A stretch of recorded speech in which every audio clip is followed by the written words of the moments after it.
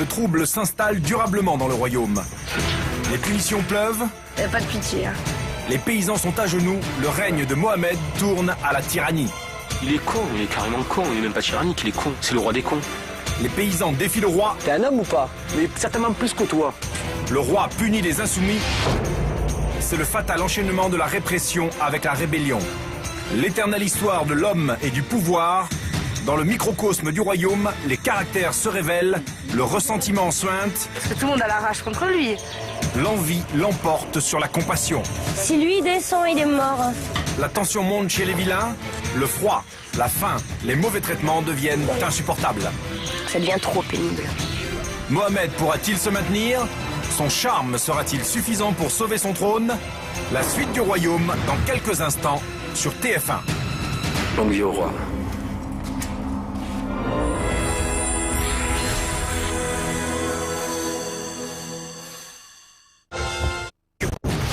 Un monde de complots, de trahison et d'intrigues, tel est le Moyen-Âge. Mais c'est aussi un monde d'honneur, de valeur au combat, de loyauté et d'esprit chevaleresque. Dans ce monde impitoyable et beau, 14 candidats s'affrontent sans merci. Tour à tour, seigneur ou vilain, tour à tour, fidèle ou félon, ils luttent tous pour le pouvoir. Ils luttent tous pour cette couronne, car seul le dernier souverain du royaume remportera les 100 000 euros. Voici le royaume.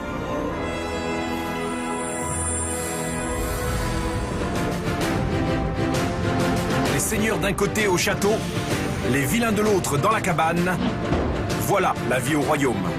Mohamed, le premier roi, a choisi sa cour. Franck le Terrible. Wow. Disons que les gens d'en bas, qui restent paysans. Odile l'émotive. Je suis portée volontaire sur un truc où en fait j'ai pas du tout envie d'aller, quoi. La belle Audrey. Je pense que le roi a très bien fait son choix. Tous les autres sont habillés de bure et vivent à la dure. Frédéric le beau parleur. Des haricots avec du beurre, de l'huile. Des haricots verts? Ouais. Aurélie la jolie secrétaire. Max le transformiste. vraie paysanne maintenant. Vanessa l'hôtesse d'accueil. Parce que laisse tomber, hein. Barbara l'italienne. Antoine fin et distingué. J'adore le château. Claude le solide paysan. J'aurais plutôt été plus proche de Robin des Bois que du roi, moi. Frédéric la rebelle. Qui perd son trône, je serais extrêmement contente. Et Benoît. C'est vraiment bien foutu, toi. Mohamed voulait un règne exemplaire fait de justice et d'équité. Il se trompait lourdement. Allez, quoi, je veux dire, bon. Frédéric, son émissaire parmi le peuple, est mis au pilori. Frédéric, l'insolente, se retrouve illico en cage de fer. Bref, les provocations de la noblesse agacent fortement les manants. Qui font les kékés sur leur muraille, non, ça va quoi. La patience a des limites, on est d'accord ou pas? Ils ont l'occasion de se venger car l'issue de la corvée royale est toujours un duel qui oppose un seigneur à un vilain. Dame Odile, face à Evelyne, les roux vont donner leur verdict. Malchanceux jusqu'au bout, Odile perd son duel et doit quitter le royaume.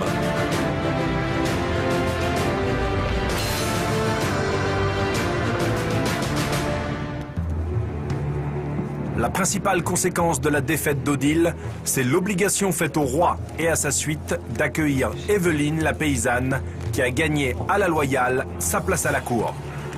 Partager le gâteau avec un manant, voilà une nouveauté quelque peu inquiétante.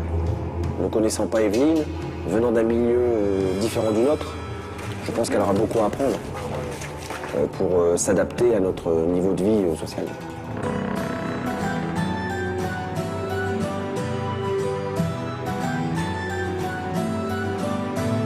Alors, t'en penses quoi? C'est très beau, c'est très beau. On a du mal à s'imaginer des choses pareilles du bas. Elle avait les yeux partout, quoi, je veux dire, en disant ah, c'est beau, c'est luxueux, mais je suis où? Moi, elle savait plus où mettre de la tête. Ce que j'ai redouté, c'est qu'elle s'adapte pas tout de suite aux règles du royaume. Donc j'ai été lui relire les règles pour qu'elle s'imprègne bien de notre culture, quoi, entre guillemets. Si le roi ou la reine souffre de froid pendant la nuit, il peut exiger qu'un seigneur partage son lit. C'est rassurant à la place. Le roi ou la reine et les seigneurs ne doivent pas donner à manger aux pauvres sous peine d'être punis. Donc ça te concerne un peu plus. On lui a expliqué les règles du royaume en lui disant tu ne dois pas leur parler, tu ne dois pas leur donner à manger, tu ne dois pas leur... Alors sur le coup, elle nous a... Attends, Evelyne, c'est ça où le roi te mettra au cajot, quoi, je veux dire. Donc on a nos règles, vous avez ils ont les leurs. Et nous, on est là pour faire respecter tout ça, quoi. Evelyne, la militante des droits de l'homme et surtout du droit des femmes, devra se faire violence pour se conformer à la très dure loi des castes médiévales. Je suis 100% pour la parité. On a trop souffert du regard masculin pendant des siècles avec notre côté un peu peut-être judéo-chrétien qui voulait que la femme ne soit pas vraiment l'égale de l'homme. Moi, c'est quelque chose que franchement, je ne comprends pas. Hello. Evelyne est une femme engagée et elle en est fière. Et elle vit au quotidien son engagement. J'ai la chance aussi de vivre avec quelqu'un qui est étranger, qui a une culture différente. Ma gueule, moi aussi. Mon mari est grec, donc les enfants sont franco-grecs, ils parlent le français, ils parlent le grec, ils parlent un peu polonais, ils comprennent un petit peu le polonais avec mamie. Maman de 2 beaux garçons, Evelyne est formatrice pour les métiers de l'hôtellerie. Des contacts et du partage, un métier fait pour elle. Et vous n'êtes pas sans savoir qu'au téléphone, tout s'entend. La tristesse s'entend, par contre la joie, ça entend aussi. Garder le contact avec les jeunes. Le côté social, j'aime bien, on me reproche parfois d'en faire un peu trop. Mais j'aime le côté... j'aime pouvoir aider les gens. Evelyne a de la compassion pour ceux qui souffrent. Dans la pauvre cabane, elle se trouvait à sa place. Et ses anciens amis comptent évidemment sur son grand cœur. Et sinon, Evelyne, vous croyez qu'elle va nous faire passer quelque chose autant ce soir dans la cour? Non. T'inquiète pas. Si elle peut, elle le fera. Ah, ça c'est sûr. Si elle peut, elle le fera, Evelyne, ça c'est certain. Tu lui as dit. Evelyne, elle a dit qu'elle nous lancerait des trucs de la tour là en cachette. Je crois que c'est infâme. Là, on espère un peu quelque chose du roi. Et on espère que ce soir, Evelyne va lui parler pour nous améliorer notre condition de vie. Parce que là, on n'a rien à manger. Enfin, disons qu'on n'a rien à manger. Encore des haricots, des lentilles, là, ça va, quoi. Ça va aller, je crois. Pas pour moi. Seul le roi peut améliorer l'ordinaire de son peuple. Les paysans se réjouissent de l'accession à la cour d'Evelyne.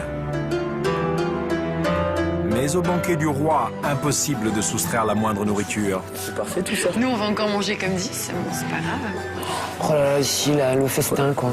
La fille qui va se baffrer. Moi, je l'ai regardé un moment. Je voyais que ses yeux, ils sortaient, quoi. Ils sortaient de la tête, c'était carrément dans l'assiette. Ah, de la choucroute. Ah bon, du chou avec des... Bah oui, enfin, il n'y a rien de... Mais vous avez vu le plat qu'il y a? Bon, c'est vrai que pour nous, c'est normal.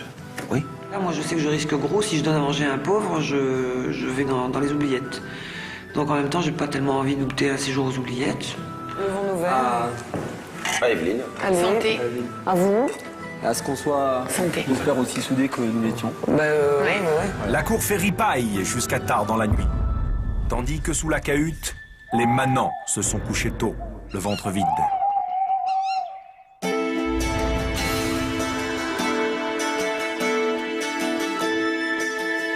Au petit matin, l'austère messager annonce la fatale nouvelle. Tous les 3 jours, le roi doit prouver sa valeur et pour cela, il remet sa couronne en jeu dans une épreuve chevaleresque.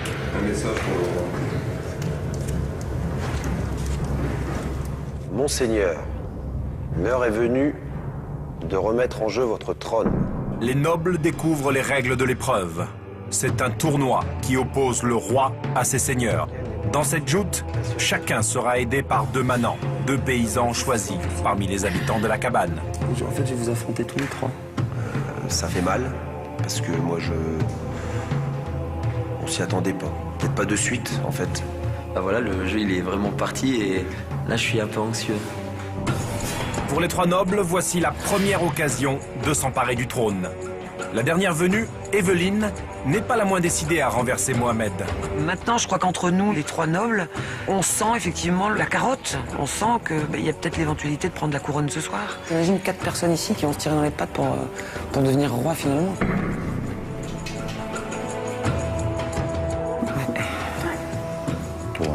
Ouais, je me battrai bec zéro pour avoir le trône si... Ouais, oui, je le ferai. Moi, je me verrais bien reine, mais le problème, c'est qu'il faudrait l'être jusqu'à la fin. Donc il vaut mieux peut-être aller petit à petit. Je m'aperçois que tout le monde veut essayer de prendre ma couronne à tout prix, donc... Aux 4 coins du château, ce ne sont que Mesbas et Conciliabule. Mohamed est décidément bien seul. Pourtant, il peut encore sauver sa couronne. Il a en effet le privilège de choisir parmi les manants les 2 équipiers qui l'épauleront dans l'épreuve. C'est toute une stratégie qui se met en place. Donc je sais pas qui est-ce que je vais prendre avec moi. Est-ce que je vais prendre... J'ai le droit de faire des équipes illégales. Donc ce qui est sûr, c'est que pour moi, je vais prendre les meilleurs. Et après, je vais essayer de répartir. Classement, pour toi, du plus fort à la personne la plus faible chez les pauvres. Ils ont tous un truc, et si ça se trouve, même la petite Aurélie là, qui fait assez menu physiquement et tout ça, si ça se trouve, elle est capable de faire plein de trucs. Et je suis sûre que Max doit avoir vachement d'endurance physique, parce qu'attends, il bosse de nuit, il fait des, comme il dit, il fait des shows, lui, quand il fait pas dans la dentelle, quoi. En désignant Aurélie et Max comme éléments forts de la cahute, Evelyne tente d'égarer le roi. Mais un malin et demi, le temps des stratégies retorses est terminé. Malgré la pluie battante, Mohamed convoque ses sujets pour former les équipes. On va s'agenouiller sous la pluie, les gars.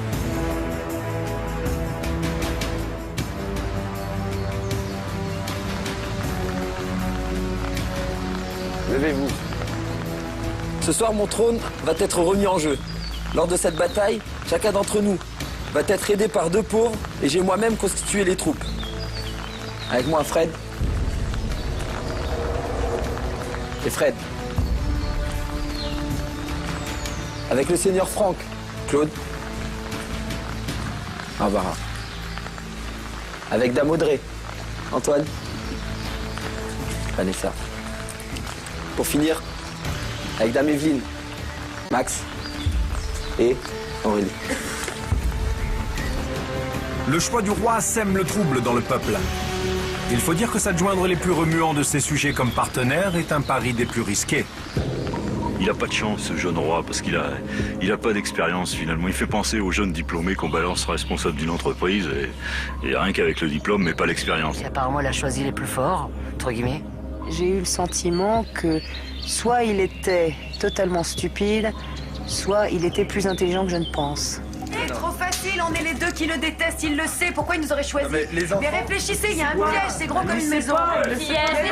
Aussi. Alors là, vous le pensez beaucoup plus stupide qu'il n'est. Il vous a choisi parce que vous êtes 2 personnalités, c'est tout. Non, je vais vous dire pourquoi il nous a choisi, parce qu'il pense nous faire des alliés, parce qu'il pense qu'on a la niaque. Et c'est ça qu'il faut qu'on essaye d'aller, parce qu'on sera pas roi à sa place. Ce qu'il faut, c'est laisser roi et rentrer et arriver à... Laissez roi, non, mais ça veut dire que tu aimes le roi. Ça veut pas dire que je l'aime, ça veut dire simplement que j'essaie justement d'être tactique. Que je l'aime ou que je ne l'aime pas, il y a un moment où on a besoin de réunir les forces parce qu'on veut tous gagner. On veut que ça soit Evelyne, c'est tout. Mais ça sera pas Evelyne. Que ça soit nous, que ça soit vous, tout le monde a sa chance. Ça dépend des problèmes qu'il y aura. Je ne peux pas me comporter de façon misérable. Je serai loyale pour des choses qui ne valent pas la peine. Je tiens à dire quand même qu'on a une pression, mais grave, quoi, entre Fred et moi, parce qu'on commence à entendre dire, ouais, si vous le faites gagner, qu'on est encore dans la merde pendant 3 jours, ce sera de votre faute, nanani, nanana.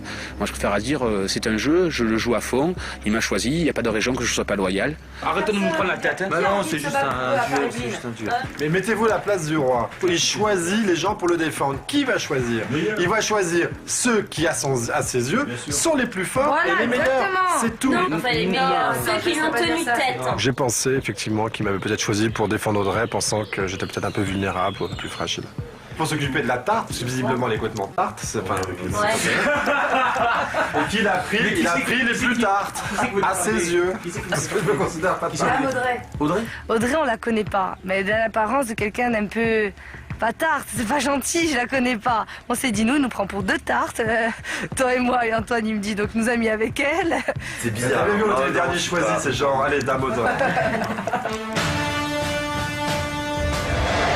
La décision de Mohamed est un pavé jeté dans les eaux troubles du pouvoir. Dans sa tour, la belle Audrey se voyait déjà reine. Elle s'estime lésée par le choix de Mohamed.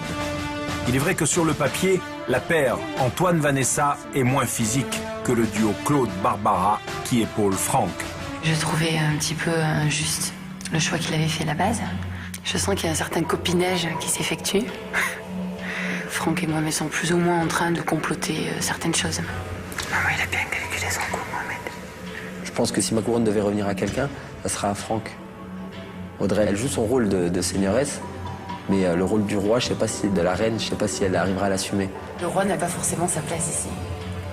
Dame Audrey, vous irez loin. Quand tu me dis ça, je suis bon, non? Je suis un bon roi. Pas forcément de la même manière avec tout le monde. À chacun de tes sujets. En fait, elle s'est sentie délaissée par mon choix. Mais moi, je pense pas, hein, parce que je lui ai dit, c'est pas contre eux, mais je me suis protégé moi. Donc ensuite, j'ai donné les restes à la seigneurie. Je pense juste par rapport au choix que ça y est, j'ai changé, quoi. Entre autres, bien sûr. Enfin bon, dire que je suis un mauvais roi pour ça, que j'ai plus ma place, c'est pas très objectif, ça. C'est vrai que je sais pas forcément ce qui l'effraie le plus. Si c'est le fait réellement de perdre sa place en tant que roi, ou le fait qu'une femme puisse prendre sa place.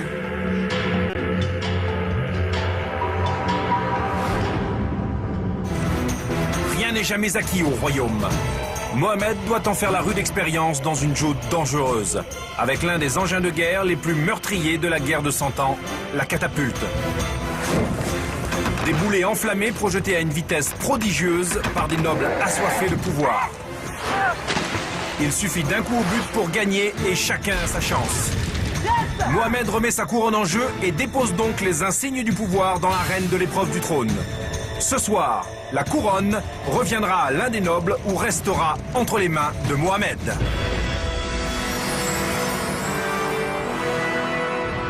L'heure de la conquête du trône a sonné. Le premier qui réussira à enflammer la barge qui se trouve en face de sa catapulte sera proclamé roi. En prenant place au pied de sa catapulte, Mohamed sait que son destin de roi est entre les mains des deux Frédéric, ses deux sujets les plus rebelles. Je compte sur vous ou pas? On est ensemble ou pas? Bah oui, on est ensemble. On a décidé d'être loyal et on fera bien. C'est bon. Ok. Que le royaume s'embrase. Il revient à la cour et au roi d'enflammer la charge. Actionner la catapulte, le travail le plus physique, c'est bien sûr le rôle des manants, aidés ou non de leur seigneurie.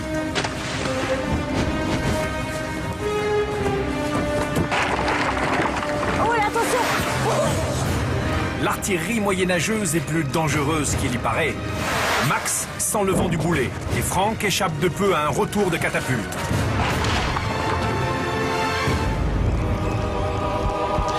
Ça va, Franck? Attention, hein. Tandis que le roi Mohamed est au four et au moulin, il enflamme et il tire.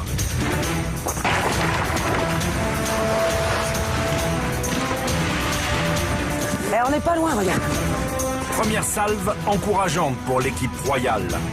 Les autres sont encore très loin de leur cible.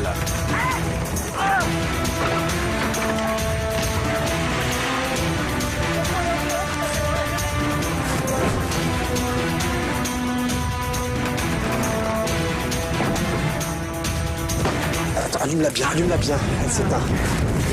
Voilà, comme ça, bravo. L'équipe d'Audrey s'organise soigneusement.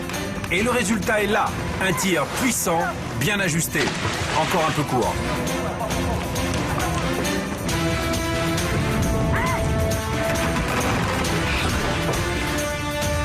Trop loin, hein.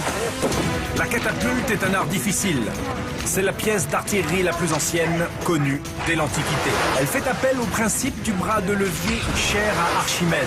La vitesse du projectile évolue en fonction de la longueur du bras de levier et de la vitesse de rotation de l'engin. Plus on tire fort, plus le boulet va vite. Et bien sûr, si l'on tire à 3, c'est plus efficace. Mohamed et les deux Frédéric l'ont bien compris. Mohamed, cette fois-ci, c'est le bon moment. Allez, on y va. 1, 2, 3.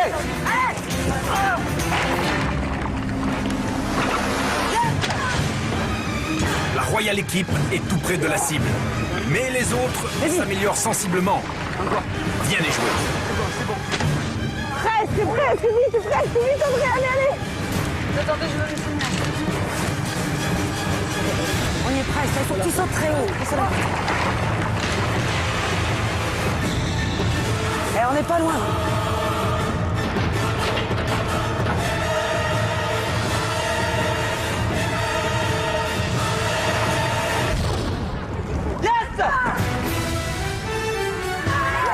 Avec ce coup au but, Mohamed sauve sa couronne et son pouvoir. Comme il l'avait promis, ses deux équipiers se sont comportés en loyaux sujets. Pour tous les autres, la déception est grande. Les vilains retournent dans leur pauvre logis et les seigneurs ravalent leurs rêves de grandeur.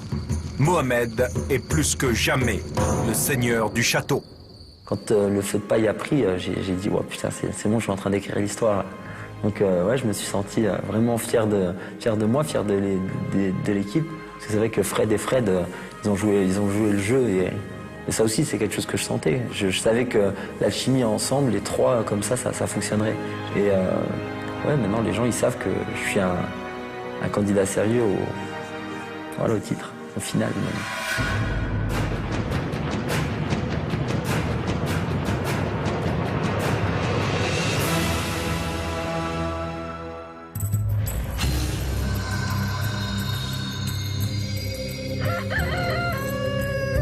Le jour se lève sur la cabane des gueux. Épuisé par les efforts de la veille, chacun se réchauffe comme il peut sur sa paillasse. Amis du jour, bonjour. Il n'y a pas autant de monde que ça au réveiller en fait. Personne n'a vraiment envie d'affronter l'air vif du matin.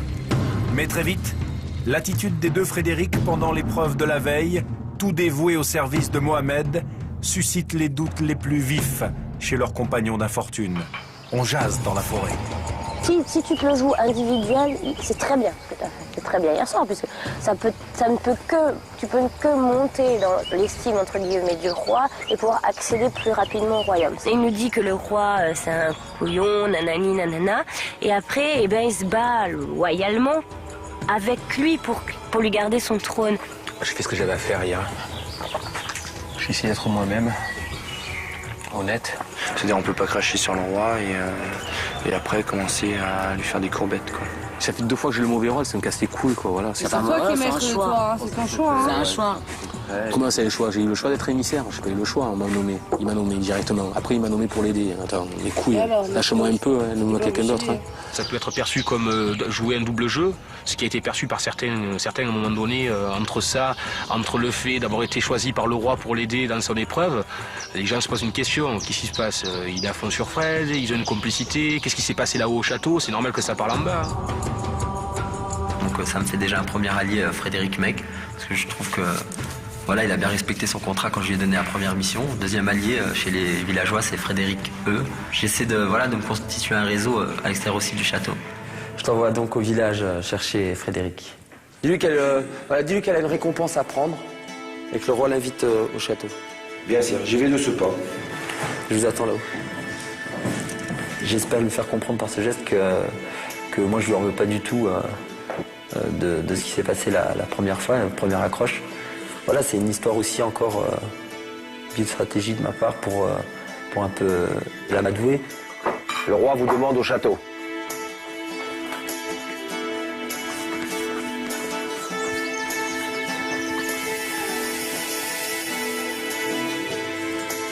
Sire, pauvre Frédéric est là.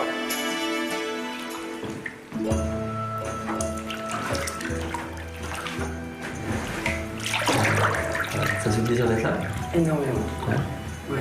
L'hygiène, c'est vraiment un truc énorme. T'es coquette? Très. Ouais, vraiment aussi. C'est une manière de dire que hier, c'était cool, parce que je sais que c'était pas évident. Je t'avais dit que je serais loyale. Moi, je suis quelqu'un de loyal, je ferai pas de coups bas. Ah mais je sais, j'ai vu que, tu sais, quand j'avais été te voir, je t'avais dit, ouais, t'as l'air têtu et tout ça, c'est... Arrogante, il me semble. Voilà, ouais. Je suis arrogante. Voilà, donc je trouve que c'est une qualité, quoi. Bien que l'usage médiéval n'eût certainement pas interdit à Frédéric de rejoindre le roi dans son bain, en tout bien tout honneur évidemment, Mohamed cède sa place dans l'eau parfumée à son invité. Une récompense ô combien attendue après 5 jours de vie à la dure. C'est la folie. Franchement, c'est la folie. C'était comme si j'avais pris un bain pour la première fois de ma vie.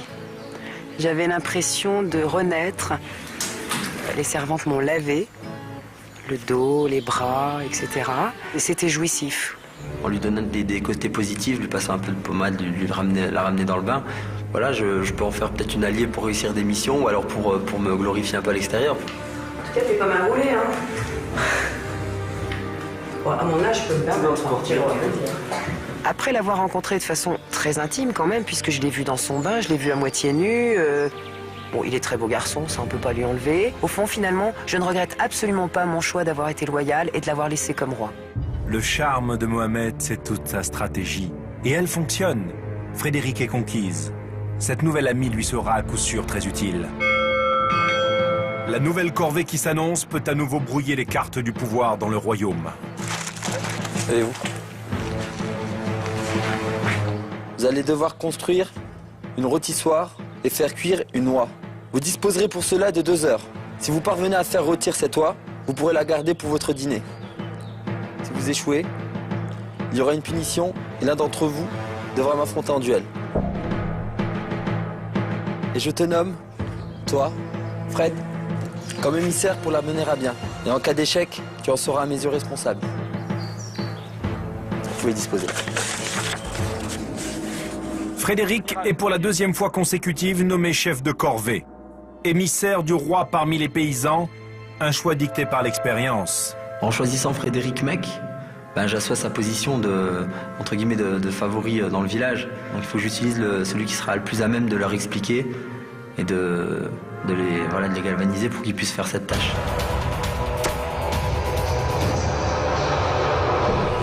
Mais isolé dans sa fastueuse tour d'ivoire, Mohamed n'a pas conscience des réalités du terrain. Frédéric le coiffeur est loin d'être populaire. Non, fais un effort, fais un effort. Allez, surpasse-toi un petit peu. Antoine, surpasse-toi, marche doucement, mais fais un effort. Il crée une tension, il commence à se chamailler un peu avec tout le monde. Qu'on aime être leader, c'est bien. Mais bon, on n'a pas toujours envie de s'entendre mal parler ou s'entendre donner des ordres. Il parle pas de la longueur, hein. Il parle de la profondeur. Attends, parle pas si vite. Mais il parle pas de la longueur, il parle de la... Détends-toi. Je suis détendu, je parle normalement, Benoît. La hauteur. Non, tu parles pas normalement, là. Si, je parle normalement. Tu nous saoules et tu vas le faire tout seul.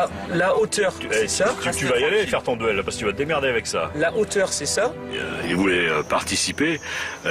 Bon, c'est vrai que j'ai donné quelques ordres quant à la fabrication du ciment, les choses comme ça, les briques. Je sais pas pourquoi il voulait participer, peut-être pour se montrer, pour... Bon, le pauvre, c'est un coiffeur, c'est pas un maçon. Inquiet sur l'issue de sa mission, Frédéric se laisse dominer par son caractère impulsif et autoritaire. Émilie, vous me donnez un petit coup de balai, s'il vous plaît? Je suis un garçon quand même intransigeant, que ce soit en amitié, que ce soit dans la vie professionnelle, dans la vie sentimentale et dans la vie de tous les jours. Je suis intransigeant avec les autres comme je le suis avec moi-même, en fait. Je peux me débarrasser la serviette, s'il te plaît? Moi, il faut que je maîtrise les choses. Quand je maîtrise pas, je suis perdu et je peux péter un plomb. Intransigeant avec les autres et avec lui-même, Frédéric n'avoue qu'une faiblesse. Son fils, Lucas, 4 ans. Pour ce petit bout de chou, il devient un autre homme. Mon fils, je suis pour lui le père que j'aurais toujours voulu avoir. Et je ferai tout pour qu'il soit fier de moi. Et je veux arriver au bout pour lui. Je veux lui montrer que son père, c'est un gagnant. Pour épater Lucas, Frédéric est prêt à tout.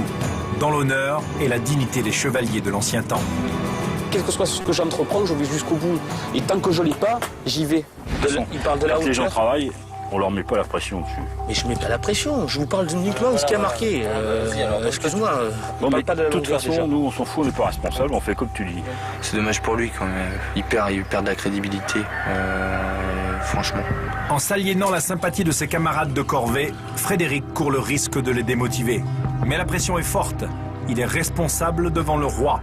Si l'oie n'est pas cuite à temps, il sera puni. Moi je pense qu'il n'a pas besoin d'être cuite, il faut qu'elle soit prête à cuire. Bon, mais pourquoi on l'aurait pas fait cuire là et on l'aurait mis là-bas après? Attends, en 2 heures tu ne peux pas cuire une noix. Pourquoi on l'a pas fait cuire là et après on le mettait là-bas? Eux, ils étaient à fond dans leur truc. Limite, on avait rien à foutre de ma gueule, donc... Ouais, c'est ce que j'étais en train de faire. Hein. En même temps, hein. Ils ont pas su gérer l'esprit d'équipe, bah c'est pas grave. Chacun pour notre gueule. Bon, allez, c'est bon.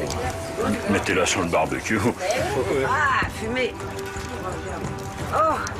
Les minutes passent sans que la bonne odeur de volaille rôtie ne chatouille les narines royales. C'est pas évident 2 heures pour faire tout ça. Ah non, surtout qu'elle est pas mal loin. Elle est 1h30, 2 heures de puissance, cette histoire. Parce que je vais te dire que si on rate le défi, on l'a pas à bouffer hein, aussi. Ouais. C'est ça surtout l'idée.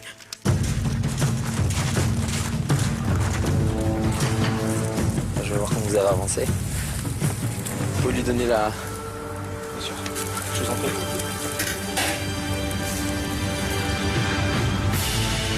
Sur les 2 heures imparties pour la corvée, l'oie n'a guère passé qu'une demi-heure sur le grill. Une durée insuffisante pour retirer une telle pièce. Moi, d'abord, j'avais compris qu'il fallait faire cuire la dinde. Je l'ai dit. Visiblement, personne n'a voulu l'entendre. Là, te dire, mais non, il fallait pas qu'elle soit cuite. Moi, j'ai très bien compris qu'elle devait être cuite. Le roi qui vient chercher une noix après sur un grill pour la présenter au château, il va pas la prendre à moitié cuite. Ça me paraît aberrant. En emportant le volatile, Mohamed devine qu'il n'échappera pas au duel.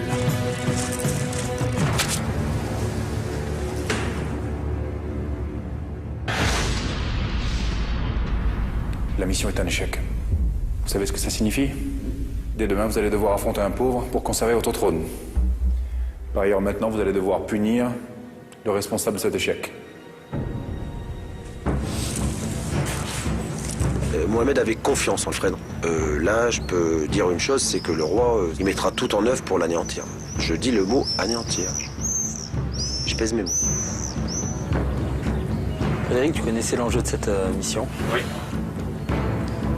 Vous n'avez pas respecté vos engagements, tu viens avec moi.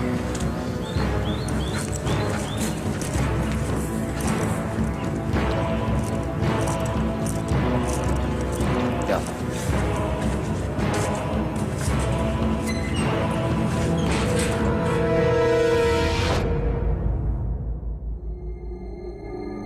En prenant place dans la cage de fer, brûlante, sous le soleil de l'après-midi, Frédéric est amer. Il a aidé loyalement son roi et le voilà injustement châtié. C'est la seule façon dont il a trouvé pour me remercier parce que j'ai fait hier, parce que si le Mohamed hier il a mis sa boule dans son radeau, et vous le savez tous très bien, c'est grâce à moi, ok? Puisque même ça, il n'est même pas capable de reconnaître que s'il est encore roi aujourd'hui, c'est grâce à moi. Oh mais c'est nickel, il doit s'éclater. Ça le berce. Il est encore mieux que moi. Je lui ai choisi le truc le moins pire, il fait chaud, il est au soleil. Mais je me suis senti humilié, je me suis senti moins que rien. Ça me prend toujours la même personne, quoi. C'est bon, je veux bien être gentil, mais c'est là, il est con, il est carrément con, il est même pas tyrannique, il est con. C'est le roi des cons. S'il ne remplissait pas la mission, il était puni. Qui dit puni, c'est pas pour rester en bas à la cabane avec les pauvres et puis de lui dire, bon bah écoute, tu restes dans la cabane toute la soirée, puis t'as pas le droit de bouger. Non, c'est pas ça la punition, hein, je veux dire, la punition c'était la cage. Il était plus mal. Allez, Colin, c'est la première chose. Vous qui croyez passer l'après-midi au soleil? Ah non. Il me renferme dans une cage, j'attends un petit peu. Après, je vois passer les trois autres. Ils mangent des fruits. Donc déjà, ils me narguent. Je veux dire, on mange pas notre faim forcément ici, d'accord? Ça commence à me monter. Mais ce pauvre est malade. Pauvres tous. Je commence à tousser, oh, il tousse, le pauvre gueux. Non, je regrette, je suis pas une merde, moi. Je dirais à votre roi que si c'était la seule façon qu'il a trouvé pour me remercier de ce que j'ai fait pour lui hier soir, vous dites que ça me convient absolument pas. Stupeur et révolte au château. Frédéric brave la loi du roi. Provoqué, le roi se doit de réagir. L'atmosphère se tend au palais, les insultes fusent. Je m'en bats les couilles, c'est terminé. T'es un homme. Je m'en bats les couilles. T'es un homme ou pas? Mais certainement plus que toi. Entre Mohamed et Fred, c'est la guerre, sans merci. L'issue de cette bataille, dans quelques instants.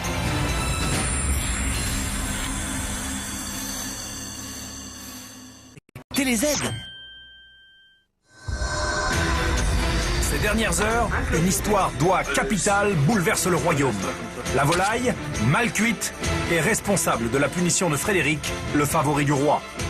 N'écoutant que son courroux, et il faut bien le dire, la dure loi du jeu, Mohamed châtie le coiffeur.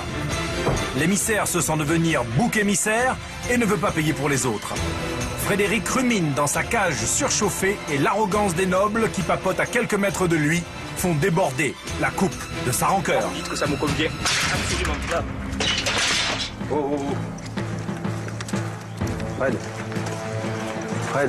Ça me convient pas, ça me convient pas. Non mais Fred, ne fais pas ça. Fred, ne fais pas ça. Ça me convient pas. Ne fais pas ça. Je m'en fous, ça me convient pas. Reviens ou sans quoi ton châtiment il va être pire, Fred. C'est pas grave, je vais rentrer à la maison. Maintenant, j'ai le droit en ça, c'est pas grave. Raconte-nous ce qui s'est passé. Ça fait 3 heures que je suis renfermé, il te passe devant, il te nargue, te ci, te ça. Je suis parti de la cage, j'ai cassé la cage, je suis parti. Voilà, c'est tout. 3 heures, je suis dans la cage, en plus, les autres, ils passent à côté avec des fruits, des pommes, des poires, tu sais, que toi, tu manges pas de fruits. À côté de ça, Fred, tu nous dis que nous, il faut qu'on se tienne un carreau et tout, et tu te tailles. Non, mais c'est bon, mais merde, faut pas déconner non plus, j'ai ma fierté, attends. C'est quoi cette histoire-là? Je suis pas venu ici pour me faire punir toutes les 30 secondes. Une fois la tête entre deux planches, une fois renfermé dans une cage. J'aimerais bien t'y voir, Aurélie. Ça y est, j'en ai marre, quoi. J'en ai marre, je me suis déjà fait humilier une fois par les planches, une fois par le truc, voilà, c'est fini pour moi. Je quitte le jeu, voilà. Je quitte le jeu. Donc il n'y a pas de sanction pour vous, il n'y a pas de souci, mais c'est moi qui m'en vais. Donc en fait, il a décidé de quitter le jeu. Non. Si. Il n'a pas supporté la punition, il a pété un plomb, encore une fois. Ça faisait déjà 2-3 jours où il avait une pression qui montait un peu. Et ça s'accentuait. Par rapport à des tas de choses, en fait, par rapport au confort, par rapport à l'hygiène, par rapport à son enfant, par rapport à plein de trucs. C'est quelqu'un qui doit vivre dans un monde assez sophistiqué, le monde de la coiffure dans une grande ville. Je pense que ça doit être assez particulier. Hein. C'est terrible pour des gens qui ont des habitudes sanitaires, des modes de vie qui sont pas du tout celui-là et qui sont peut-être pas préparés. C'est très très difficile. Hein. C'est vrai que t'es parti. Non, non, mais je quitte le jeu, c'est peut-être aussi bien pour toi. Oui, je pense aussi. Parce que c'est dur. Oui, c'est sage, ta décision est très sage. Et bien sûr, merci.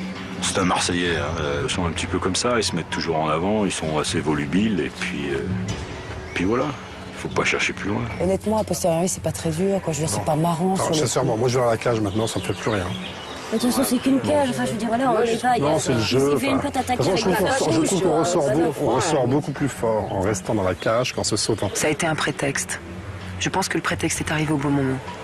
Il est assez grand pour décider de ce qu'il veut faire. Il a le droit d'avoir envie de partir, on peut pas lui reprocher. D'ailleurs, je lui reproche rien. Parce que là, il va pas dire. Mais non, il est pas bien, on sent qu'il est pas bien depuis un petit moment. J'ai envie de prendre un bon bain, j'ai envie de rentrer chez moi, j'ai envie de retrouver mon fils, j'ai envie de me soigner, et puis voilà. Et en tout cas, je reviendrai pas sur ma décision. C'était une fois de trop, la punition était une fois de trop. Frédéric veut quitter le jeu. Il en a bien sûr le droit. Nul n'est contraint à rester au royaume. Mais pour y rester, il faut respecter la loi du roi, aussi inique soit-elle. Elle fait quoi la même chose, tu me les rappelles tous. Les pauvres.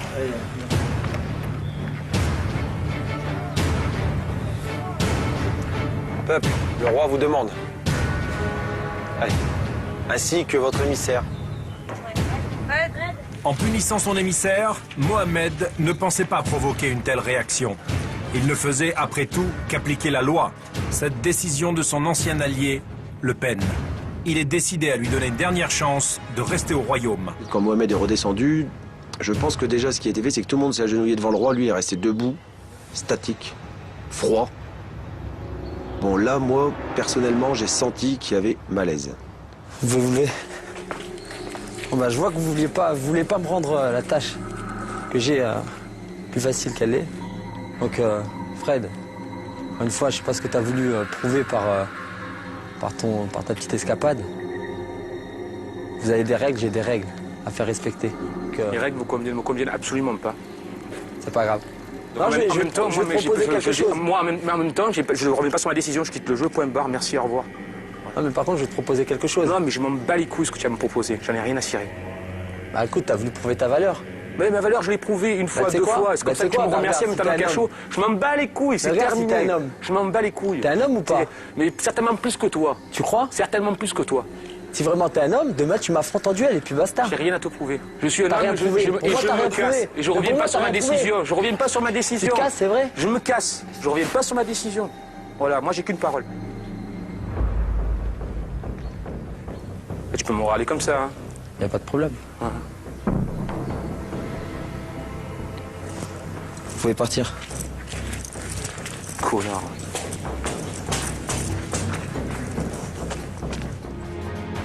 Quand on est impulsif, il faut savoir quand même se maîtriser. Même au niveau des paroles, savoir tourner sa langue 7 fois avant de dire quelque chose, de l'ouvrir, surtout vis-à-vis du roi. Chose qu'il n'a pas faite parce qu'il a quand même été impoli à un moment avec le roi. Parce qu'il faut quand même se rendre compte qu'aujourd'hui, quand même, c'est le roi qui est venu à lui en lui disant « Mais je suis prêt à t'affronter en duel ». Je veux dire, c'est énorme. Moi, je voudrais affronter le roi, justement. Même si Fred avait envie de partir, dans d'autres conditions. En ayant un duel et en perdant, il ne me fait pas partir comme ça. Honnêtement, maintenant, moi, je peux analyser ça comme une forme de lâcheté de la part de Fred, parce qu'il n'a pas voulu m'affronter. Et c'est dommage qu'il n'ait pas voulu relever ce défi, parce que ça aurait été super intéressant de voir qui de nous deux serait resté au château. Non, moi je ne reviendrai pas sur ma décision. Si lui, il est roi, il est revenu sur sa décision, moi je suis pauvre et je reste humble et je ne reviendrai pas sur ma décision. Frédéric quitte le château et ses dépendances, pris au piège de sa propre fierté. Il n'aura pas eu la patience d'attendre que le vent tourne en sa faveur. À mon avis, je pense que Fred aurait aimé être au château, c'est certain, roi. Ouais, roi ou seigneur à la limite, mais il aurait aimé être au château. Chaque individu, parfois, on avait un petit peu marre de Fred. Mais maintenant qu'il est parti, tout le monde va l'oublier. Frédéric ne supportait plus l'injustice que subissent les pauvres. Il a donc quitté le royaume.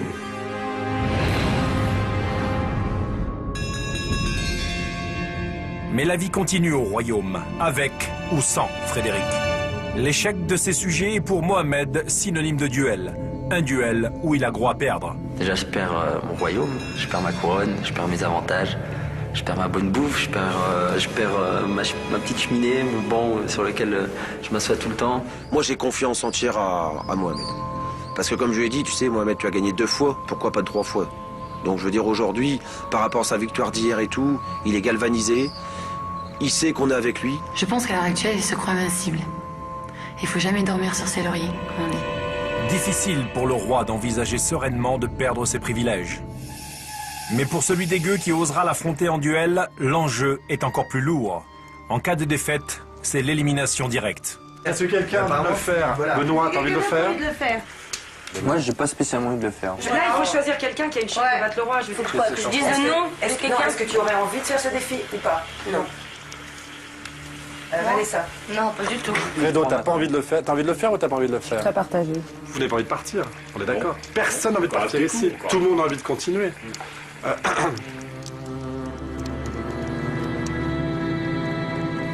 Mais je vais y aller.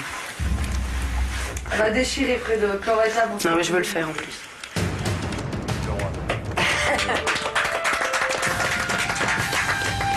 Soulagement dans la cahute, personne n'avait vraiment envie d'y aller. Frédéric la rebelle saisit donc au vol la première occasion de se mesurer au roi et de s'emparer du trône. Oui? Bonsoir.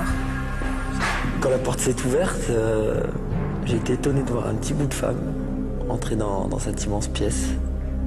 Et voilà, j'ai reconnu Fred. Donc maintenant, je la connais un peu. Et j'étais scié, scotché, tout ce que vous voulez. Je trouvais ça fort. Elle est très très forte. Bravo. Ah, bravo déjà. Je suis prête. Bon. Je m'étais vraiment pas trompé sur elle. C'est une femme qui a du caractère, une femme de valeur. Et ouais, c'est sûr que j'étais étonné. La logique aurait voulu voilà, que j'affronte un homme. Didi, le fait que tu sois là, voilà, ça en impose et respect, quoi. Demain, ça sera comme si c'était un mec. Je trouve que le roi a de la classe dans ses propos. J'ai trouvé que le fait de me dire qu'il était étonné que j'ai relevé de défis et qu'il était plutôt admiratif, j'ai trouvé que c'était noble. D'une certaine façon, j'ai assez envie de me mesurer à toi, c'est vrai. Et ça tombe bien que ce soit un défi avec toi. Parce qu'il y a un truc, quoi. Il y a quelque chose d'assez... Ouais, le fait que je t'ai mis en cage, mais après que je te reprenne avec moi, tu vois, c'est pas du commun, ça, tu vois. Ouais, et puis honnêtement, cette épreuve d'hier, ça a été quelque chose d'assez fort. Voilà à nouveau Frédéric et Mohamed face à face. Depuis 5 jours, ces deux-là ne manquent pas une occasion de se retrouver. Au combat d'abord, où leur pugnacité fait merveille.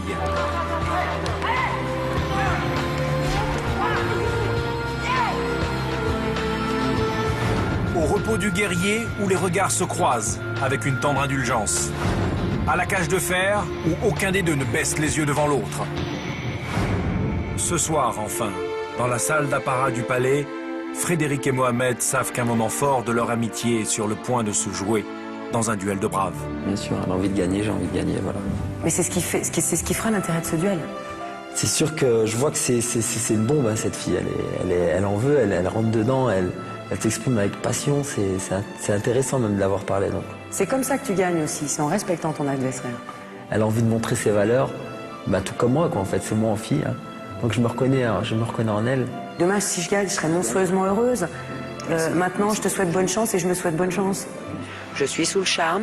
C'est quelqu'un que j'aurai plaisir à affronter et je pense que c'est réciproque. Et que le meilleur gagne, c'est tout. Mohamed, que le meilleur gagne. À demain. Bonsoir. Les dés sont jetés. Ce sera Frédéric contre Mohamed, en toute loyauté.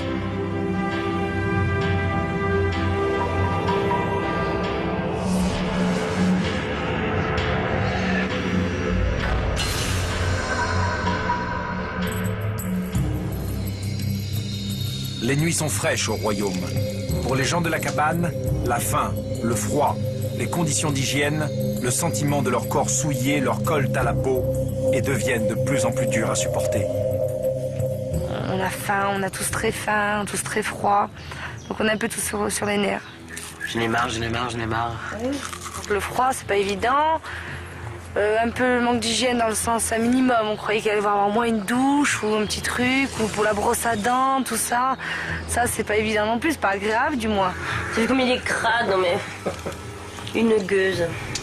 Dans notre groupe, il y a deux catégories de gens. Il y a les gens qui ont des métiers qui sont pas manuels et qui sont pas habitués à la nature et à la résistance physique.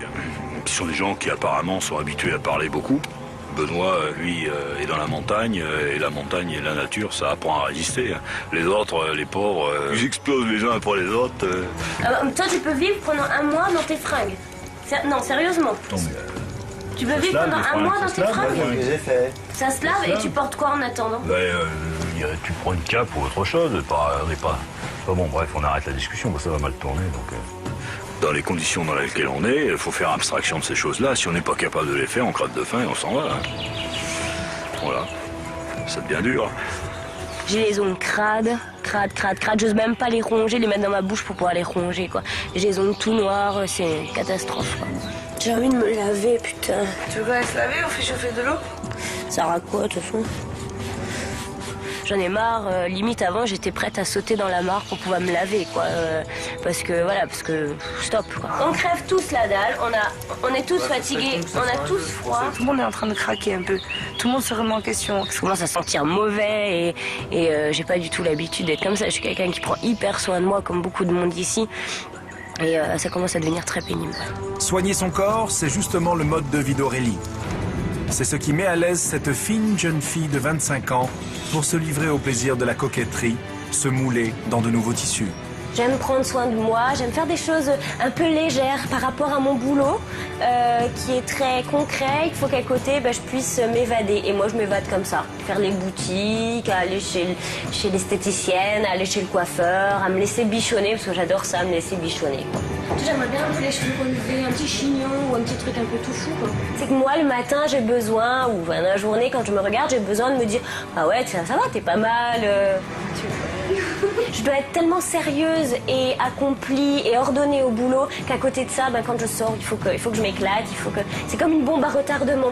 Il est vrai que le travail d'Aurélie dans un hôpital de l'Est de la France, au service d'anesthésie et de réanimation, demande à décompresser dans le quotidien. On est confronté à la douleur des gens moi, je prends énormément pour moi. Donc c'est très difficile à gérer psychologiquement.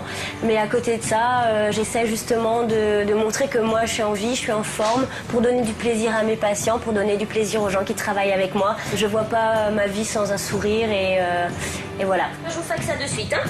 Très bonne journée. Au revoir. Je suis très optimiste.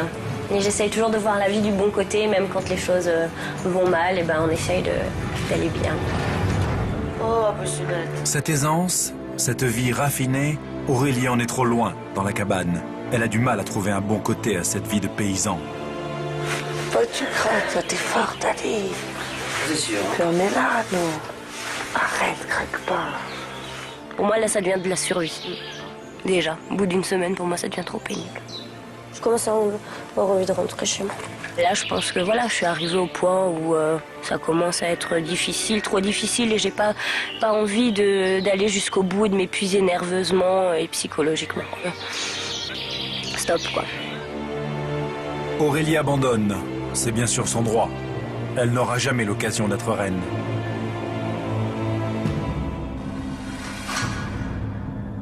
Les conditions de vie chez les pauvres étaient trop dures à supporter pour Aurélie.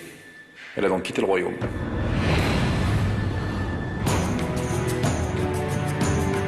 Le départ d'Aurélie est passé quasi inaperçu au château.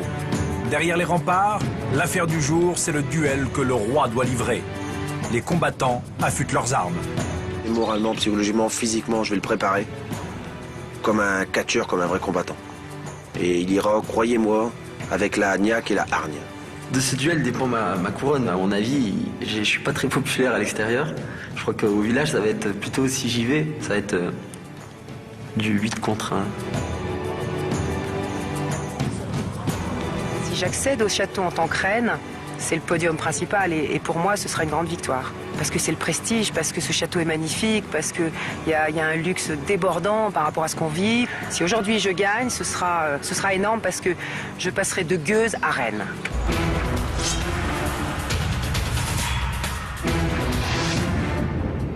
Comme le veut la tradition du royaume, tous les sujets du roi assistent au duel.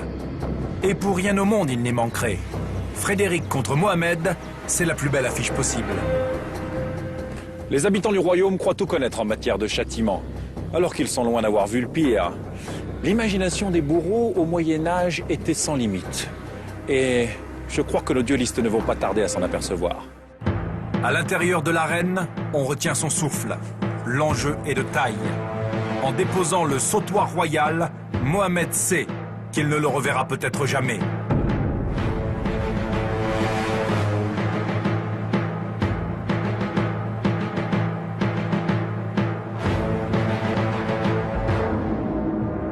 Dans ce duel, vous devez rester debout sur ces socles et serrer fort les poignets au bout desquels sont accrochés l'équivalent des 4/5 de votre poids. À la seule force de vos bras, vous devrez résister et retenir ces poids le plus longtemps possible. Monseigneur, si vous lâchez ces poids le premier, vous devrez rejoindre les pauvres.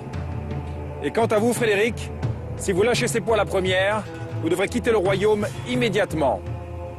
En revanche, si vous résistez et si vous gagnez ce duel, vous serez la première reine de ce royaume.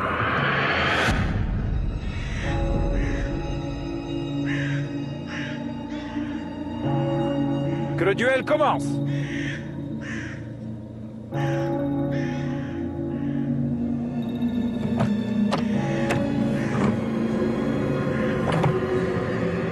Voilà, les duellistes ont décroché les poids. Ils sont soumis à l'écartèlement, un châtiment réservé aux plus grands criminels, aux régicides. Ce fut en effet le supplice de Ravaillac, assassin d'Henri IV.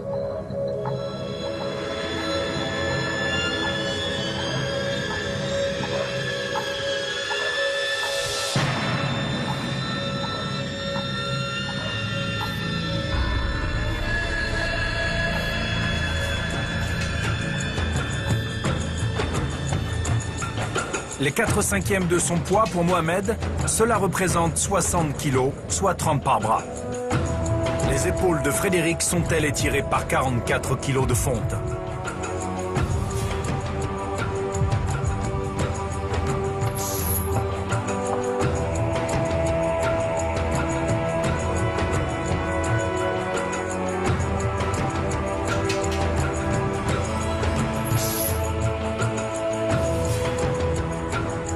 Déjà 7 minutes et la souffrance se lit sur les visages. Frédéric, Mohamed, l'issue du duel demeure incertaine.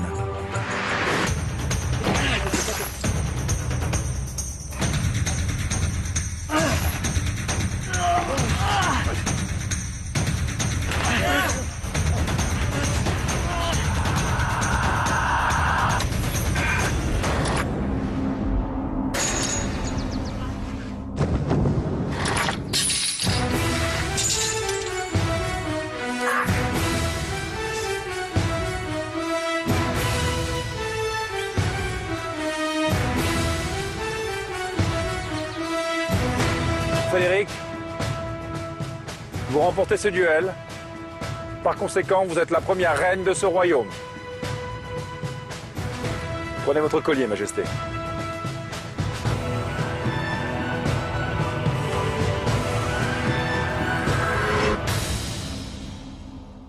Frédéric, vous allez maintenant accomplir votre premier devoir de reine. Et pour cela, vous allez devoir choisir parmi les pauvres les 3 que vous souhaitez voir quitter le royaume.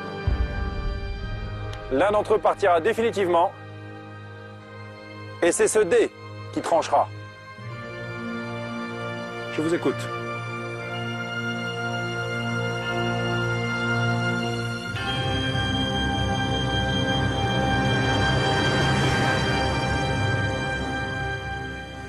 Antoine. Antoine, faites un pas, vous êtes le premier.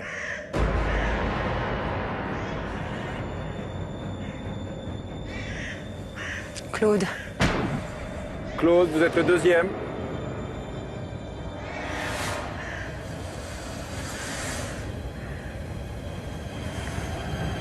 Barbara.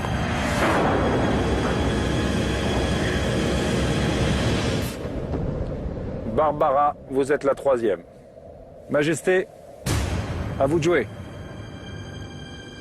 Sur ce dé, le numéro 1 représente Antoine, le numéro 2, Claude, et le numéro 3, Barbara. C'est donc le destin qui complétera le choix de la reine.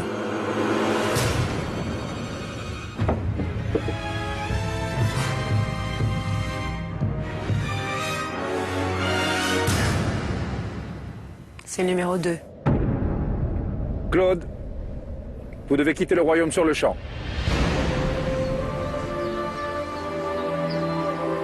Je suis déçu d'être éliminé sur un coup de dé, ça, mais je pense que n'importe qui le serait. Hein. Mais c'était un monde qui, de toute façon, je pense que j'aurais peiné pour le supporter jusqu'à la fin. Bon. Des filles qui cancanent tout le temps, c'est pénible toute une journée sans arrêt. Pour moi, c'est insoutenable. C'est pas parler pour rien dire toute une journée, c'est pas du tout mon style. C'est un monde de personnes qui connaissent rien du tout de la nature, mais absolument rien. Il y a des gens qui savent même pas faire cuire un œuf dur, c'est terrible. Ça, des femmes, des hommes, c'est impensable. Hein. Que tout le monde va encore un peu plus se relâcher, parce que c'est vrai que c'était un peu comme un père, on va dire. Donc on sait comment ça se passe dans les chaumières quand papa et maman s'en vont. Le sort de Claude, c'est joué sur un coup de dé. Le destin est parfois cruel, mais il en est ainsi au royaume.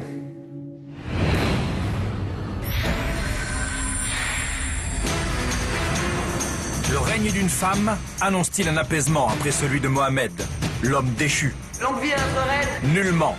Frédéric est une reine de fer et les punitions pleuvent. J'avais le devoir de punir, et je pense qu'en plus je suis faite pour ça. Aujourd'hui, c'est journée de jeûne. Elle est prête à toutes les épreuves pour conserver sa couronne, s'appuyant sur les gueux qui plient les chines, ou se lançant en combat singulier. Mais la donne change au royaume, et cela sans que cesse la pression sur les manants, les punitions parfois arbitraires, qui aboutissent à des combats où le feu et le fer embrasent les ténèbres. La suite du royaume, samedi prochain, à 20h50 sur TF1.